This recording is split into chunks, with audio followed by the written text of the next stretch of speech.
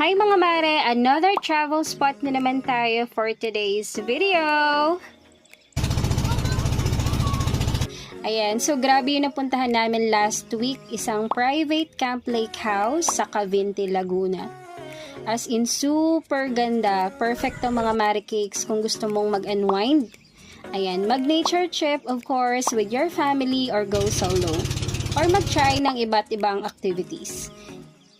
Doon kasi meron silang boat riding, camping, may bonfire din, canyoning, ayan, exploring caves and rivers, and also the best yung photography sa area. Super Instagrammable and aesthetic din.